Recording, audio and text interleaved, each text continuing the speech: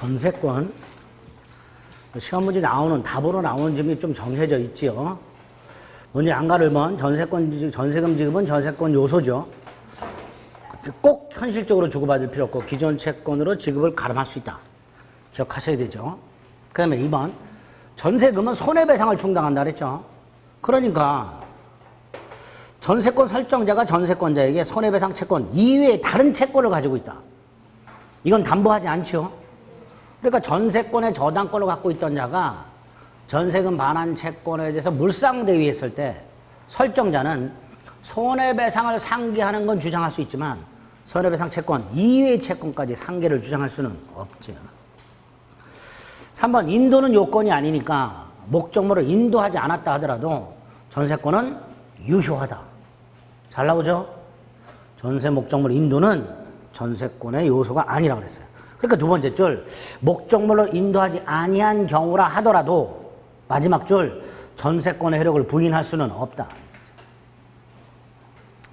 4번, 5번을 읽으시면 되고 2번에 1번 중요하죠. 일부 전세권자 5층짜리 건물에 5층에만 전세권을 갖고 있는 사람 전부를 경매 신청할 수는 없고 우선 변제 받을 수는 있다. 존속기한은 암기해야 되는 거죠. 2번 반가로 1 오른쪽 반가로 2 다 외워야 되는 거 주문. 그 다음에 판례 중에 4번 건물전세권에만 법정갱신이 인정되는데 건물전세권이 법정갱신되면 조건은 이전의 전세권과 동일하되 기간은 정함이 없죠. 또 하나 건물전세권이 법정갱신되었을 때 등기 필요 있다 없다? 4번 5번 묶어서 등기 필요 없죠. 4번 기간의 약정이 없다. 5번 법률 규정에 의한 부동산 물권 변동이니까 두 번째 줄 등기 없이도 갱신에 의한 변경 등기 없이도 자신의 전세권을 주장할 수 있다. 3번 목적물 현상 유지는 전세권자가 아니죠. 전세권자가 따라서 전세권자는 피르비 상한 청구는 없죠. 유익비만 상한 청구할 수 있을 뿐입니다. 4번 중요하죠. 전세권이 성립한 후 목적물 소유자가 바뀌면 전세권은 물권이니까 신소유자가 설정자 지위 및 전세금 반환 의무를 그대로 승계하기 때문에 구소유자는 전세금 반환 의무를 면한다. 5번도 중요하죠. 전세권과 전세금 반환 채권은 분리양도 못하는 게 원칙이다. 다만 전세금 반환 채권만 양도하는 경우가 있다. 전세권이 소멸한 경우하고 두 번째 줄 전세권 존속 중에 조건 붙여서 조건부로 양도할 수 있다. 조건을 붙이지 않고 확정적으로 양도할 수는 없다. 구별해서 꼭 기억하셔야 되죠.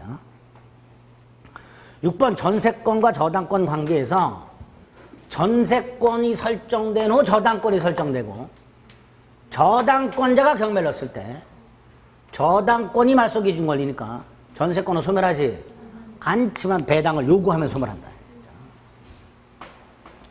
7번은 동시행관계 설정자의 전세금 반환과 전세권자의 목적물 반환 및 등기 말소에 필요한 서류 교부 이게 동시행관계. 다음 페이지 전세금 증감 청구하였을 때 증액 제한 20분의 1 초과 증액할 수 없고 1년 내 재증액할 수 없고 이렇게 되죠. 9번 전세권의 저당권이 설정됐을 때 전세권의 존속기한이 만료되면 용익물권 소멸하죠. 따라서 저당권자는 더 이상 전세권에는 저당권 행사할 수 없고 전세금 반환 채권에 물상대위할 수 있다. 물상대위 압류하고 추심이나 전부명령을 받아라. 이렇게 되겠죠. 9번이죠. 10번은 전세 목적물의 일부가 불가항력적으로 멸실되면 그 부분의 전세권은 소멸하죠.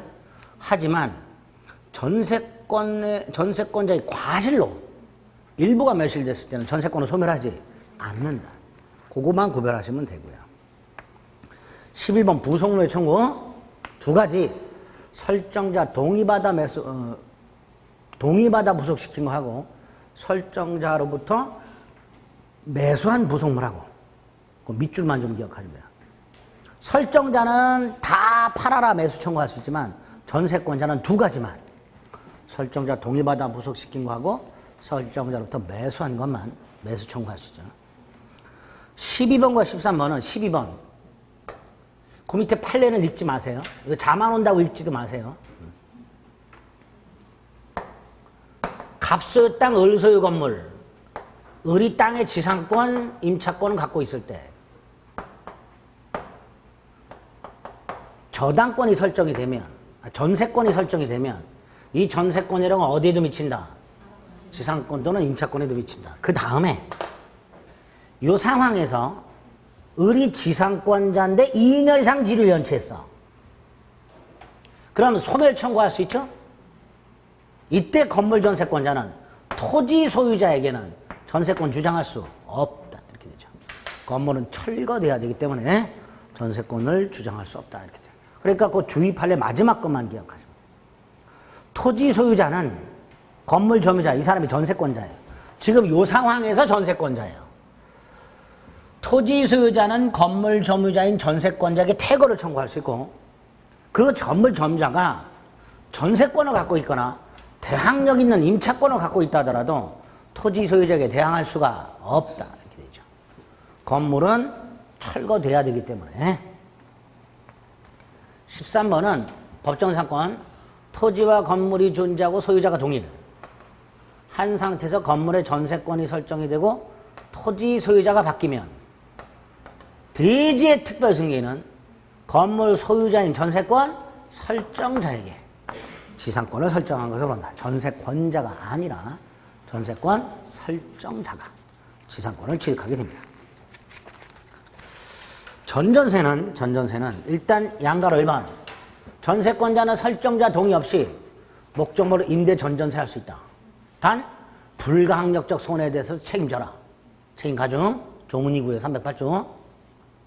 그 다음에 2번 전전세권은 물권이니까 전전세금은 원전세금 초과할 수 없고 전전세기간은 원전세기간 초과할 수 없고, 그 다음에 원전세권자가 전세금 반환을 지체하고 있고 전전세권 설정자가 전전세금 반환을 지체, 이 두 가지가 모두 충족이 되어야 전전세권자는 목적물을 경매할 수 있다. 한 3가지 정도 전전세권에서 확인하시면 됩니다. 담보물권에서는 양가로 보면 물상대위, 일단 물상대위를 보면 반가로 1번에 목적물이 멸실훼손 공용지수 딱 요 3가지. 그리고 보상금, 보험금이 남았을 때 물상대위가 인정되는 거예요. 따라서 목적물이 임대되었을 때 보증금이나 차임, 매각되었을 때 매각대금, 여기 물상대위 할 수 없지요. 거기 판례가 하나 있죠. 공익사업을 위한 토지 등의 취득이 보상을 하는 법률 중에서 공특법에 따라 협의 취득, 강제 수용이 아니라 협의 수용된 경우에 이건 매매로 보고요. 따라서 협의 수용 보상금은 매매 대금이니까 물상대위 할 수 없다. 2번 물상대위 하려면 보상금 따위가 지급이 되기 전에 지급을 못하도록 압류를 해야 되는데 이 압류는 꼭 저당권자가 할 필요는 없다. 3번 가치 변형물이 경매가 될 때는 경매법원에 가서 배당을 요구해야 되는데 적어도 배당 요구 종기까지는 배당을 요구해야 물상대위 할 수 있다. 따라서 반가로 4번 만약에 보상금 채권이 타인에게 이전되더라도 지급되기 전까지는 여전히 저당권자는 쫓아가서 물상대위권 행사할 수 있죠. 그걸 추급할 수 있다 이렇게 말하죠. 쫓아가서 물상대위권 행사할 수 있다. 공탁이 됐더라도 공탁금을 찾아가기 전까지는 여전히 물상대위 할 수 있다 이렇게 되죠. 반면에 다음 페이지 물상대위를 하지 않고 민기적 거리다가, 자 보세요. 갑소유 땅에 저당권자가 있었는데 수용이 됐어요. 보상금이 나오겠죠. 그럼 얘는 적극적으로 행사를 해야 되는데 민기적하고 물상대위권 행사하지 않고 있다가 이 보상금이 지급이 된 경우, 자, 두 사람, 두 그룹을 생각하세요. 다른 채권자가 지급받은 경우,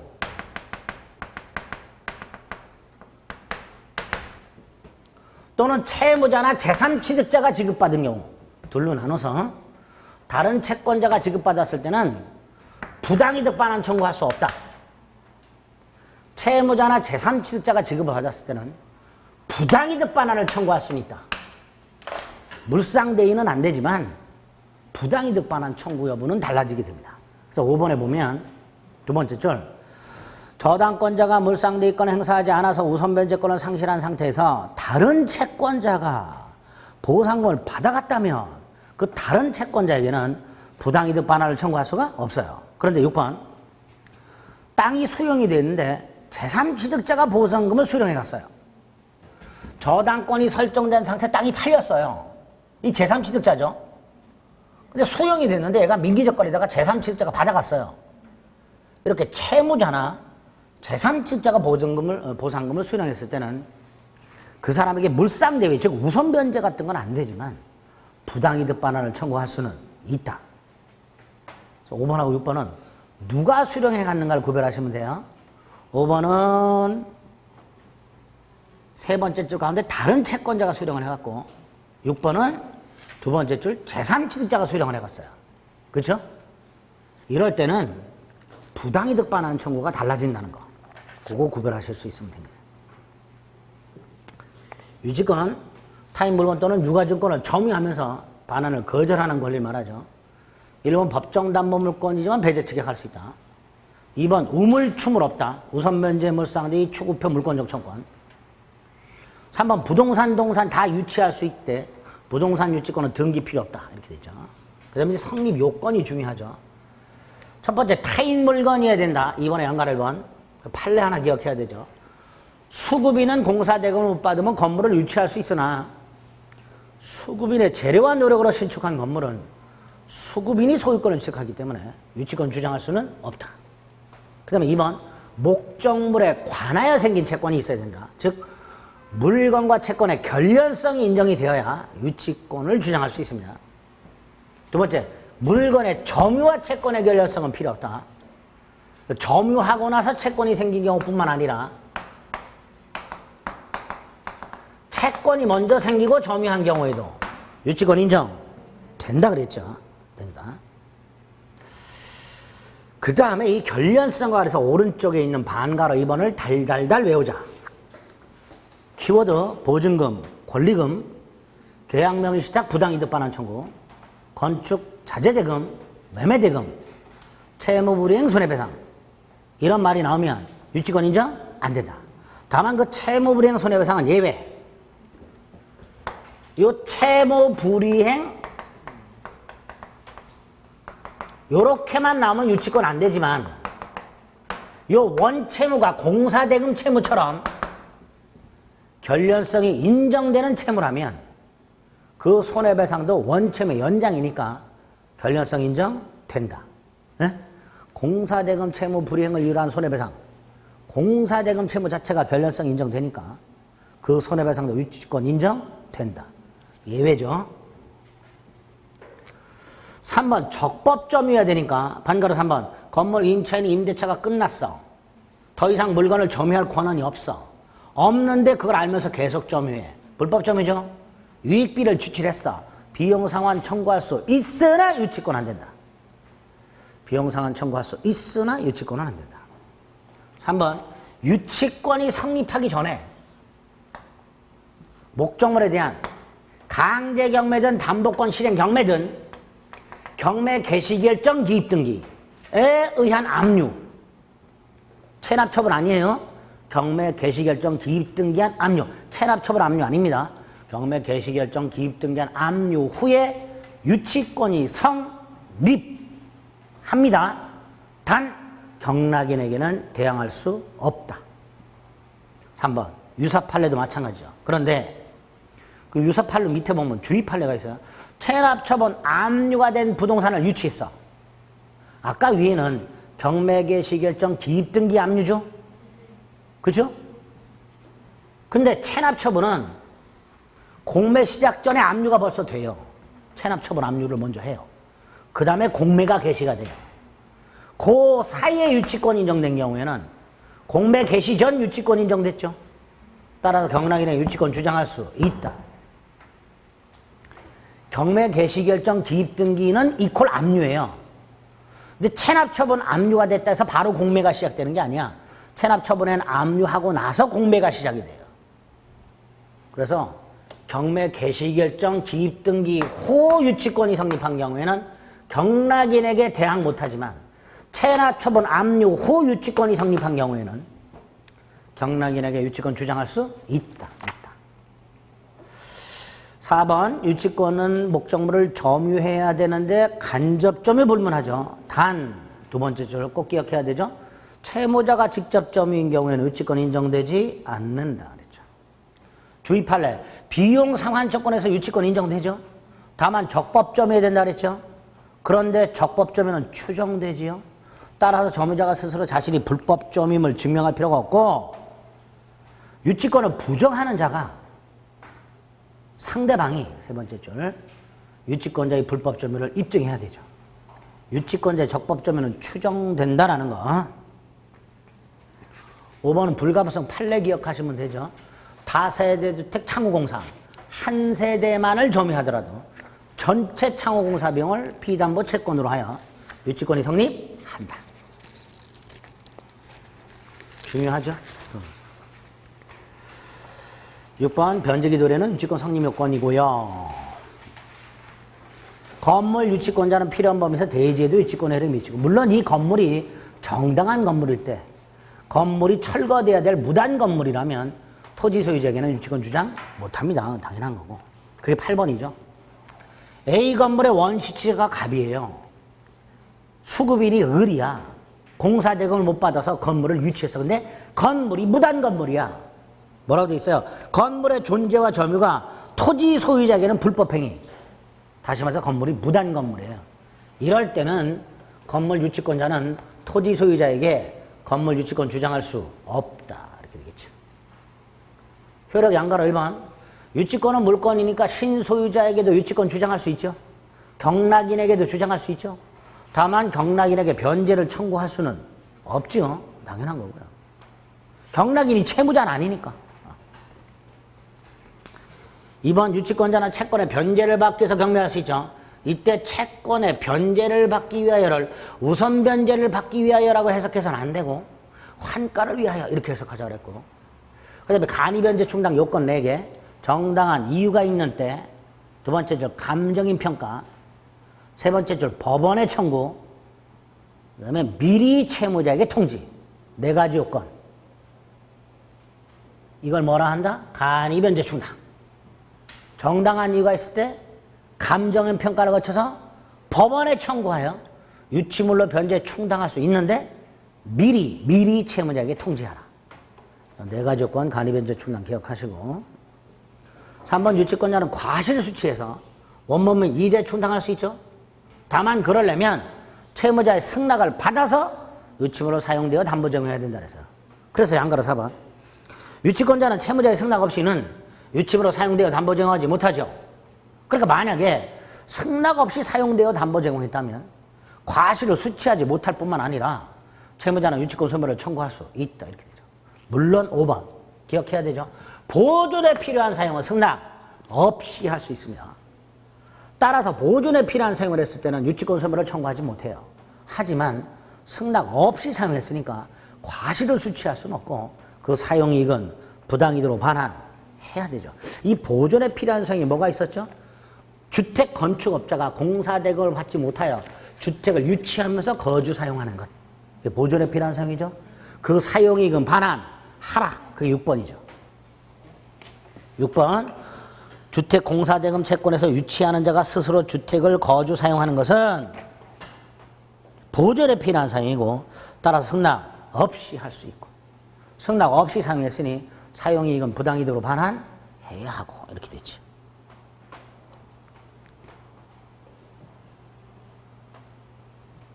7번도 마찬가지죠. 점유자가 점유하면서 비용을 지출했다. 비용 상환을 받기 위해서 유치권 주장할 수 있죠. 기존대로 사용할 수 있죠. 이것도 보존에 필요한 사용. 따라 승낙 없이 할 수 있죠. 하지만 사용이익은 반환 이렇게 되죠. 6번, 7번. 8번 유치권자가 목적물에 필요의 유익비를 지출했다면 청구할 수 있고요. 9번 중요하죠. 유치권 행사는 채권 소멸시 진행에 영향을 미치지 않는다. 효력이 다 중요한데 그중에 특히 9번 중요하고요. 10번 상대방이 유치물 반환을 청구했을 때 유치권자가 유치권을 주장해야만 법원은 판단하고 그걸 법원이 인용하게 되면 원고 일부 승소 판결, 원고 패소 판결이 아니라 원고 일부 승소 판결. 11번 상당한 담보를 제공하고 유치권 소멸을 청구할 수 있고요. 12번 점유를 상실하면 유치권 소멸하죠. 다만 점유를 침탈당하면 침탈당한 날부터 1년 내 유침을 반환 청구가 아니라 점유물 반환 청구할 수 있죠. 그리고 점유를 회복해야 유치권은 부활한다. 다 답으로 나왔던 것들이고 나올 수 있는 것들입니다. 유치권은 그 정도 확인하시면 돼요. 저당권 맨 밑에 지역권은 저당권의 목적이 안 된다. 말씀을 드렸고. 다음 페이지 양가로 2번, 양가로 3번. 아까 말씀드렸듯이 전세권이 저당권의 목적일 수 있는데 그 문구 전세권이 기간 만료로 종료되면 전세권은 당연소멸. 두 번째 줄 저당권의 목적물인 전세권이 소멸하면 저당권도 당연소멸. 따라서 저당권자는 더 이상 전세권의 목적물인 부동산 소유자에게 저당권 주장할 수 없다. 그런데 그 의미가 양가로 3원이죠. 한번. 저당권자는 전세권 자체는 더 이상 저당권을 주장할 수 없고 전세금 반환 채권에 물상대의할 수 있다. 아까 말씀드린 지급 전에 압류하고 추심이나 전부명령을 받아라 이렇게 되죠. 만약에 압류가 되어 있지 않으면 이것도 동형 3에서 봤죠. 전세금 반환 채권이 압류가 안 돼 있다면 설정자는 누구한테만 전세권자에게만 반환 의무를 부담하죠. 압류가 되어 있으면 지급하면 안 되지만 압류가 안 돼 있다면 당연히 전세권자에 대해서만 전세금 반환 의무를 부담하게 될 겁니다. 양가로 4번은 우리 저당권도 마찬가지예요. 전세금 반환 채권 또는 피담보 채권과 전세권자 또는 저당권자로 등기되는 자는 동일인이 원칙. 채권자가 을이라면 전세금 반환 채권이나 피담보 채권자가 을이라면 등기되는 자도 을이어야 되고 따라서 채권자 아닌 제3자가 등기가 돼 있으면 무효가 원칙이죠. 다만 특별한 사정이 있는 경우 그 특별한 사정이 뭐예요? 채무자, 채권자, 제3자 사이 합의. 이때는 채권자가 아닌 제3자 명의의 전세권이나 저당권 등기도 유효하다. 유효하다. 그 포인트가 두 번째 줄에 합의죠. 합의. 저당권 효력 중에서 양가로 1번 피담보 채권의 범위 일단 첫째 줄 외워야 되죠. 원본, 이자 아니 안 해도 된다. 재작년에 나왔다. 안 해도 된다. 안 해도 된다. 네. 안 해도 된다. 피담보 채권의 범위 이렇게 나온 적이 있어요. 대놓고. 또 나올까? 혹시 모르니까 외울까? 원본, 이자, 위약금, 채무불이행 손해배상, 저당권 실행비용 5개. 그 중에 지연배상은 1년분의 하나죠. 이때 1년분의 뜻이 뭐예요? 저당권자가 후순위 권리자, 즉 제3자보다 우선 변제받는 게 1년분이다라는 제한이죠. 채무자가 저당권자에게 나 1년분만 갚겠다라고 주장할 수 있는 것은 아니지요. 그게 거기 판례에 나와 있죠. 그 문구를 좀 조심하세요. 저당권자의 제3자, 즉 후순위 권리자에 대한 관계에서의 제한일 뿐 채무자가 저당권자에게 1년분만 갚겠다라고 대항할 수 있는 것은 아니다. 이렇게 되죠. 자, 이번 목적물의 범위 중요하죠. 1번 부합물 종물에 미치는데 설정 전후를 불문한다. 2번 무지막지하게 중요하죠. 기존 건물에 설정된 저당권 효력은 증축 부분에도 미친다. 따라서 증축 부분이 경매 목적물로 평가하지 않았다 하더라도 경락인은 증축 부분의 소유권을 취득한다. 그렇죠? 그렇잖아요. 반면에 반가로 선보는 반대죠. 토지 저당권 효력은 토지 위에 건물에 미치지 않죠. 근데 토지 저당권 실행 당시 경매법원이 건물을 부합물로 보고 토지하고 같이 경락 허가했어. 경락인은 건물 소유권을 취득할 수가 없다. 이렇게 되겠죠. 건물 소유권 변동이 초래될 수 없다. 이렇게 말하죠. 즉 경락인은 소유권을 취득할 수가 없다. 그런 뜻이죠. 그 다음에 4번 오른쪽. 종물에도 미친다. 뭐 느누이 말씀드렸죠. 중요하죠. 갑소유 땅에 의리 건물을 갖고 있고 땅의 지상권이나 임차권을 갖고 있을 때 건물에 설정된 저당권 효력은 지상권 또는 임차권에도 미치니까 건물을 경락받은 사람은 지상권 또는 임차권도 취득한다. 이렇게 되겠죠. 5번은 전유분에 설정된 저당권이라는 건 대지사용권에도 미친다. 6번 과실에는 저당권이라고 미친다. 압류 후에 미친다. 그거 기억하세요. 압류 후에는 과실에도 저당권이라고 미친다.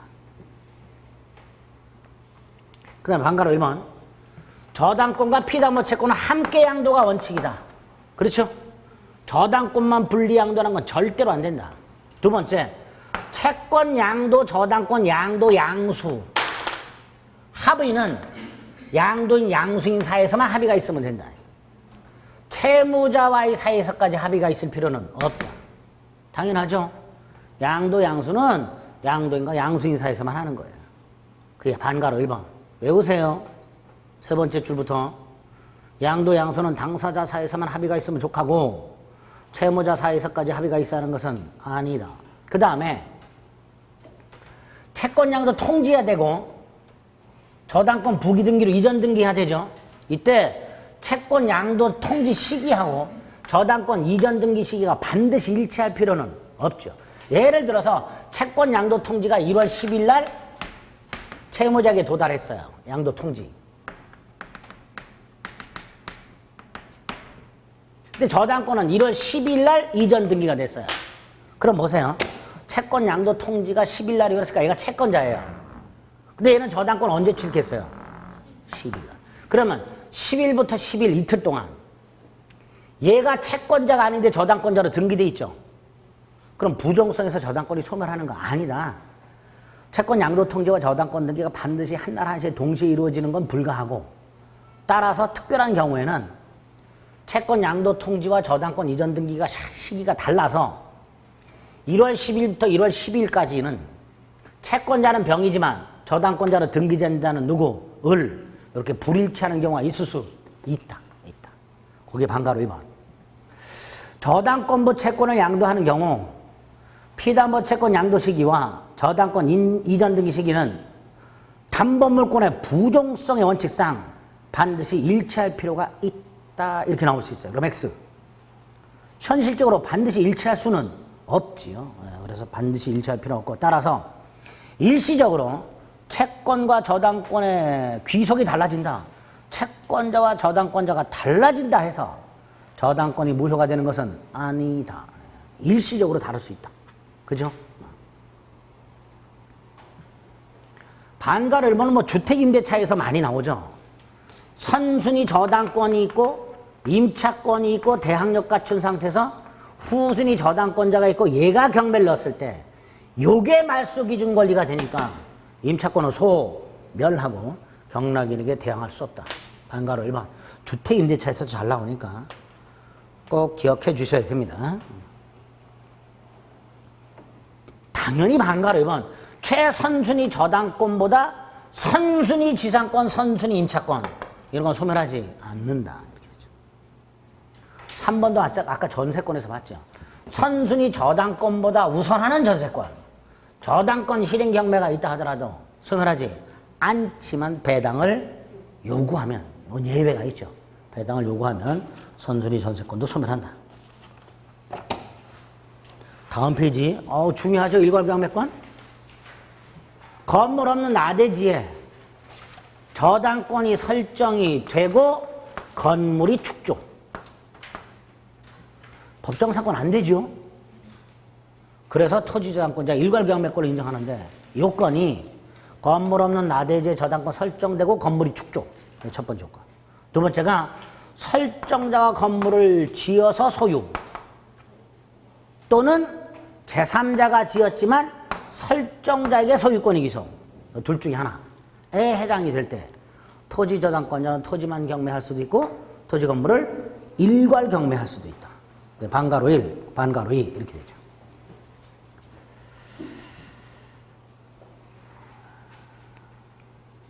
그 다음에 반가로 3번은요. 지금 반가로 1번, 2번은 많습니다. 반가로 3번은 여기 보세요. 갑소유 땅, 갑소유 건물이 있는데 땅에도 저당권, 건물에도 저당권. 근데 저당권자가 동일인. 이걸 뭐라 하죠? 공동저당. 이 상태에서 건물이 철거되고 신축이 되면 법정사건 안 되죠. 법정사건 안 된다 그래서요. 두 번째, 건물이 철거되면 토지 저당권만 남지요. 자, 그럼 건물이 철거됐어. 토지 저당권만 남았어. 그 상태에서 건물이 지어진 거하고 똑같죠.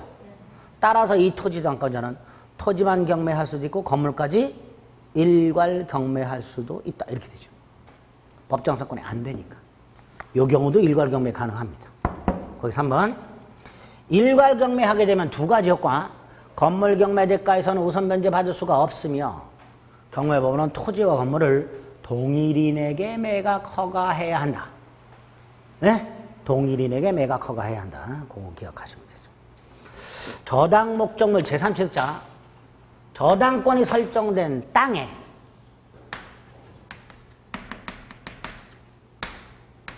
소유권, 지상권, 전세권을 취득한 자. 이렇게 되죠. 소유권, 지상권, 전세권을 취득한 자. 근데 나중에 저당권이 실행됐어. 이때 이 제3취득자, 경매인이 될 수 있다. 변제권 및 구상권이 있는데, 첫째, 변제. 아까 360조가 적용돼서 지연배상은 1년분만 변제할 권리가 있다. 변제기 후에 변제해야 되고, 변제기 후라면 채무자이사의 반에서도 변제할 수 있다. 그리고 구상권 행사할 수 있다. 목적물에 지출한 비용을 가장 먼저 우선상환 받을 수 있다. 여기 있죠. 그 다음에 요 놈은 매매를 했기 때문에 담보 책임으로 갈 수도 있죠. 저당권이 실행이 되면 얘는 저당출해손 이런 담보 책임을 추구할 수도 있단 말이죠. 이렇게. 담보 책임 지문도 나올 수가 있게 됩니다. 일단은 제3취득자 반가로 1번 비용을 가장 먼저 상환받는다. 반가로 2번 지상권, 전세권, 소유권을 취득한 자가 제3취득자다. 따라서 반가로 3번 여기 보세요. 1번 저당권자가 있고 소유권이나 지상권이나 전세권을 취득한 게 아니라 후순위 저당권을 취득한 놈이 있었어. 근데 요 놈이 지가 1번이 되고 싶어. 그래서 이렇게 변제를 했어. 변제한 다음에 말소를 청구했어. 그랬더니 1번 저당권자가 네가 도대체 뭔데 나한테 말소하라고 그러냐? 그랬더니 내가 돈을 갚았잖냐? 그래, 갚았는데 뭐 어쩌냐? 나 제3취득자다. 그랬더니 얘가 뭐라 그래요? 야, 제3취득자는 너 가서 민법 공부 다시 해. 소유권, 지상권, 전세권을 취득한 사람이야. 너는 제3취득자가 아니야. 그럼 얘는 아니야, 나는 제3취득자야. 둘이 쌈박질 하다가 법원을 갔겠지. 법원 누구 손을 들어줘? 예. 너는 제3취득자가 아니다. 제가 갚았는데요? 누가 너 보고 갚으래? 갚을 수 있는 사람이 이거 세 사람.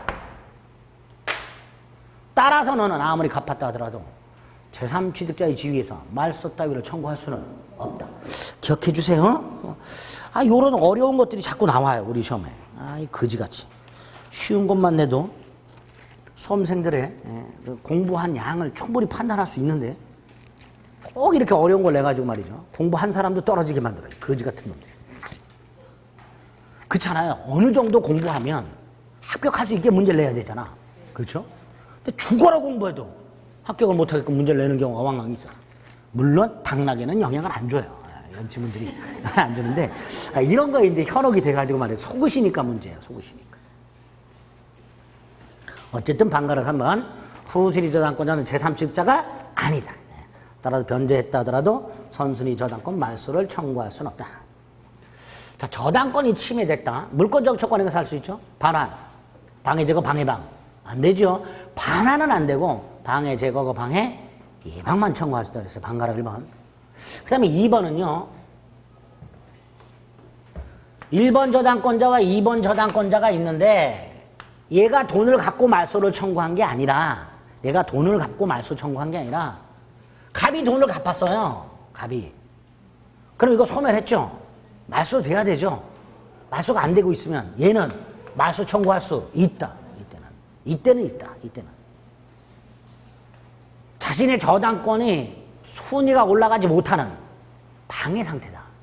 따라서 말소 청구할 수 있다. 이걸 유해등기 말소 청구를 합니다. 제3취득자의 지위에서 말소를 청구하는 게 아니고요. 선순위 저당권이 소멸하게 되면 후순위 저당권은 말소를 청구할 수 있다. 이렇게 되죠. 그 다음에 저당권이 침해가 됐고 저당권자에게 손해가 생겼다. 자, 이때 손해가 뭐죠? 남아있는 잔존가치만으로는 채권을 전부 만족받을 수 없는 상태가 저당권 침해죠. 손해배상 청구할 수 있다. 저당권 실행 전에도. 4번은 즉시 변제 청구를 하고 침해자가 누구? 채무자. 5번은 담보물 보충 청구권이라고 침해자가 설정자. 침해자가 설정자일 때는 원상복구 따위 청구할 수 있다. 7번 담보물 보충 청구권 행사했을 때는 즉시 변제 청구나 손해배상 청구할 수 없다. 반면에 즉시 변제를 청구했을 때는 담보물 보충을 청구할 수는 없으나 손해배상을 청구할 수는 있다. 다르죠? 담보물 보충을 청구했을 때는 즉시 변제 청구도 안 되고 그 다음에 손해배상 청구도 안 돼. 하지만 즉시 변제를 청구했을 때는 담보물 보충 청구할 수 없지만 손해배상은 청구할 수 있다. 이렇게 되죠. 그 다음에 8번은요. 1억 채권을 가지고 있는 을이 저당권도 갖고 있어요. 갑소유 101호에. 이 상태에서 이거 양도할 수 있고 양도할 수 있다 그랬죠? 그죠? 그리고 채권 양도는 통지하면 되고 저당권은 부기등기로 이전 등기하면 된다. 그런데 이건 정상적인 채권과 저당권을 양도했을 때고요. 만약에 갑이 돈을 갚았어요. 그럼 채권 소멸했죠. 근데 이게 말소가 되지 않고 있는 사이에 을이 이걸 팔아요. 그래서 부기등기로 저당권을 넘겨받는다 하더라도 저당권은 부활하지 않는다.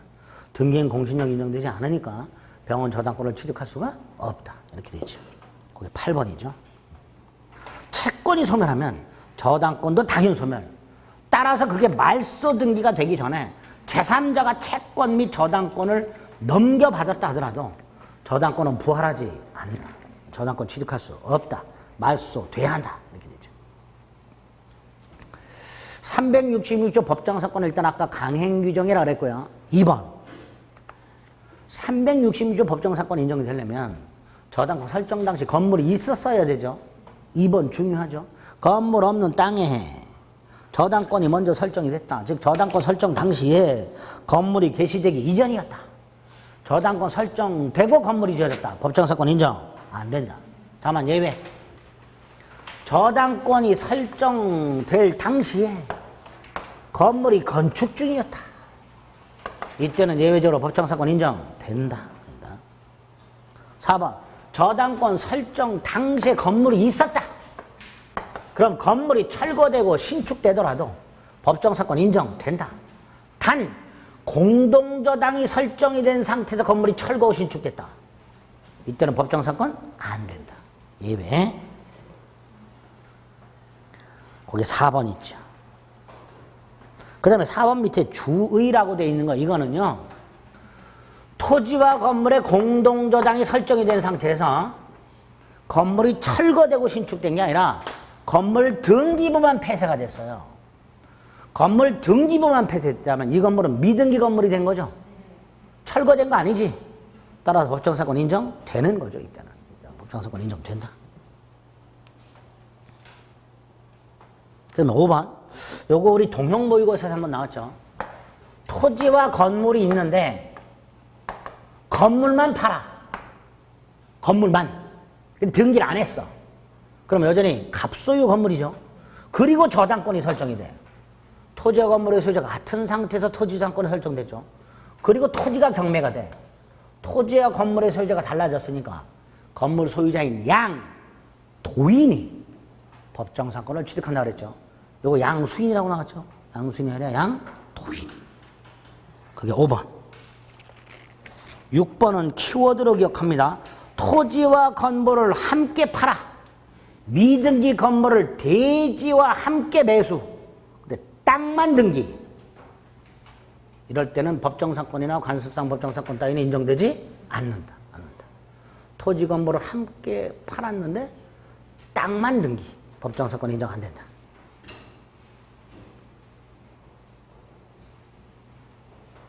7번은 토지 건물이 존재하고 소유자가 동일한 상태에서 토지 건물이 존재하고 소유자가 동일한 상태에서 건물의 저당권 설정.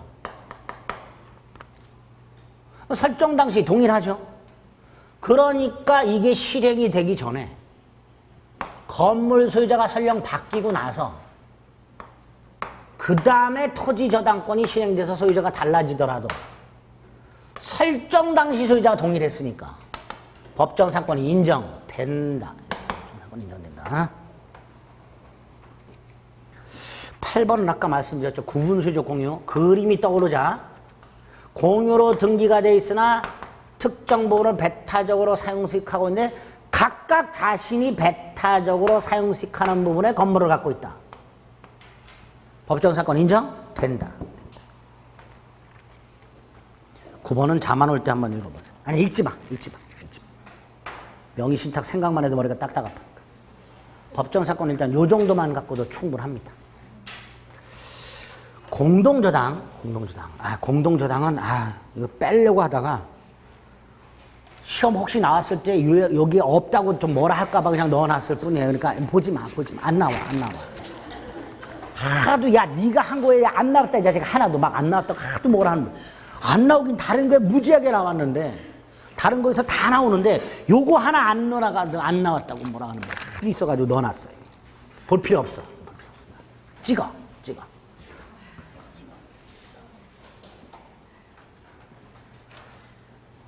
찍으세요? 네. 다만 이제 하나만 기억하실 게 있어. 뭐냐면 요거는 그냥 찍는 거예요. 문제를 보지도 않고. 목적물이 하나는 채무자 거고 하나는 물상보증인 거예요. 네? 이때 채무자 소유 목적물에 후순위 권리자가 있어. 문제가 나올 때 어렵게 나오면 얘가 얼마를 배당받나 이렇게 나와요. 이게 동시배당인데 20배당이잖아. 빵원이 답이에요. 네? 다시 한번 하나가 채무자 거고 하나가 물상보증인 소유일 때 공동저당권자가 이렇게 있고 채무자 소유의 후순위가 있어. 요 놈이 얼마를 배당받나 요게 나올 수 있어요. 그러면 그냥 빵원. 아시겠죠? 써드릴게. 빵원. 그럼 돼요? 네, 답 고르면 요거 하나 고르시면 돼요. 네. 나머지는 찍어. 네, 찍어. 이거 나와야 되는데 오늘. 그래. 빵원 딱 나와야 돼. 채무자 소유 목적물의 후순위 권리자. 빵원. 네, 빵원. 자, 근저당권은 잘 봐야 되죠. 1번은 당연히 근저당권 설정 계약뿐만 아니라 채권 발생시키는 기본 계약이 있어야 되죠. 그죠? 계속적 거래 계약 같은 거 있어야 될 것이고요. 반가라면 채권이 없어도 근저당권은 유효하게 성립하죠. 그죠? 그 다음에 채무가 확정되기 전이라면 이렇게 확정되기 전이라면 채권이 빵원이더라도 근저당권은 소멸하지 않는 부종성의 완화. 반가로 이번에 부종성의 완화죠. 부종성의 완화라는 건 부종성 예외를 말합니다. 근저당권입니다. 유치권이 아니라. 채권 최고액 반드시 등기해야 되죠. 이때 최고액이란 우선 변제 한도를 의미합니다.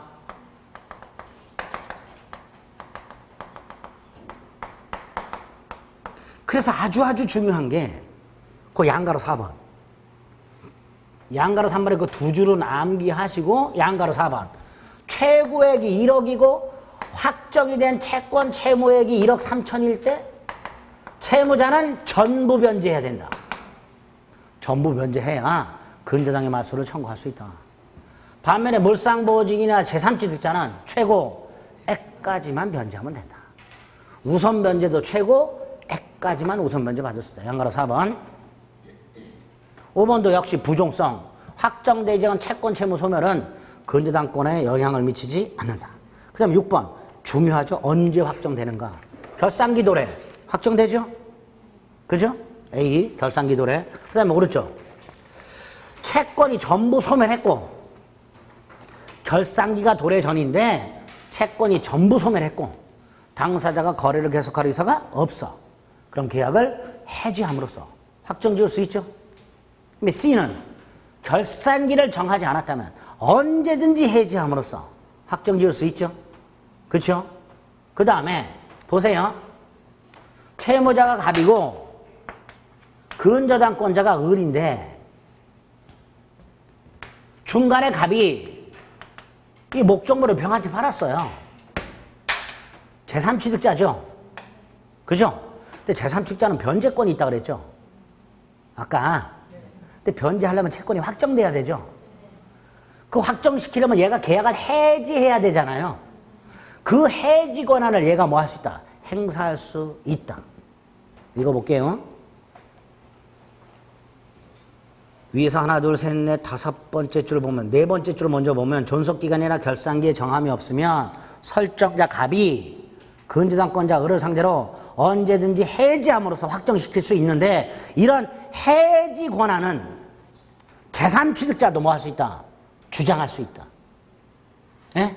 여기 보세요. 갑은 언제든지 을과의 계약을 해지함으로써 채권을 확정지을 수 있다. 그런데 갑이 부동산을 팔았다. 이때 제3취득자가 돈을 갚고 싶은데 그러려면 채권이 확정돼야 된다. 그러니까 갑의 해지 권한을 병도 주장할 수 있다. 이렇게 되죠. 조금 까다롭죠? 근데 기억 좀 하셔야 돼요. 2번, 3번은 결론을 기억하자. 근저당권자가 경매를 시청하면 신청시에, 후순위 근저당권자가 경매를 시청했을 경락대금 완납시에. 4번도 기억해야 되죠.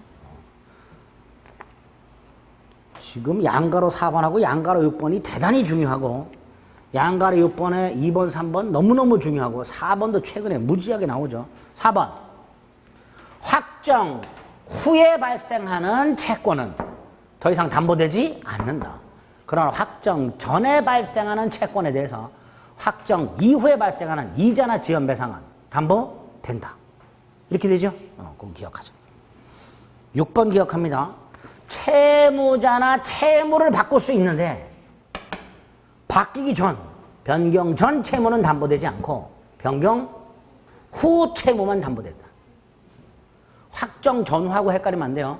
확정 후 채권은 담보되지 않는다. 근데 채무나 채무자를 변경했을 때 변경 전 채무는 담보되지 않고 변경 후 채무만 담보된다. 양가로 7번도 외워야 되죠. 저당권 실행 비용은 360조 피담보 채권의 범위에 포함되지만 근저당권 실행 비용은 최고액에 포함되지 않는다. 8번. 저당권은 지연배상 1년분의 하나지만 근저당권은 최고액에 포함되는 한 1년분의 하나지 않는다. 이렇게 되죠. 모두 담보된다. 9번은 아까 말씀드렸죠. 근저당권이 설정됐는데 목적물의 소유자가 바뀌었다. 그리고 나서 변제가 됐다.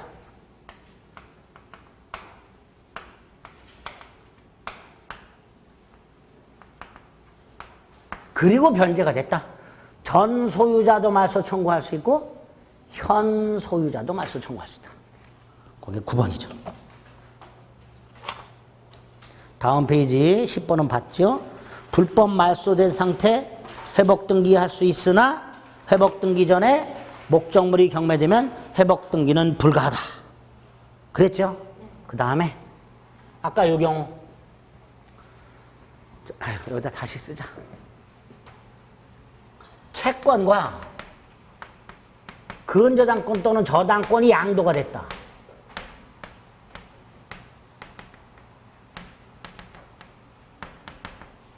그리고 변제가 됐다. 그럼 등기 말소해야 되죠? 말소 안 하고 있으면 설정자는 양도인이 아니라 양수인을 상대로, 저당권 양수인을 상대로 부기등기가 아닌 설정등기, 말소등기를 청구할 수 있다. 두 개를 기억하세요. 양수인을 상대로, 양도인 아닙니다. 양수인을 상대로 부기등기 말소 아닙니다. 설정등기, 말소등기 청구.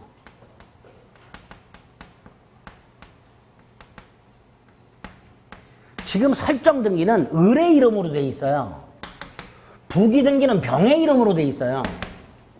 이때 병을 상대로 병의 이름으로 되어 있는 부기등기 말소를 청구하는 게 아니라 병을 상대로 을의 이름으로 되어 있는 설정등기, 말소등기를 청구합니다. 그러면 병의 이름으로 되어 있는 부기등기도 말소가 됩니다. 근데 부기등기만 말소 청구하면 부기등기만 말소될 뿐 의뢰 설정 등기는 말소가 안 돼요. 그러니까 어쩔 수 없이 병을 상대로 설정 등기, 말소 등기를 청구한다는 거 잊지 마세요. 아시겠죠? 됐지요? 됐다고 해주세요. 네. 계약법부터는 한 40분씩 나눠가지고 한 2번에 걸쳐서 나머지 쫙 체크하겠습니다. 아시겠죠?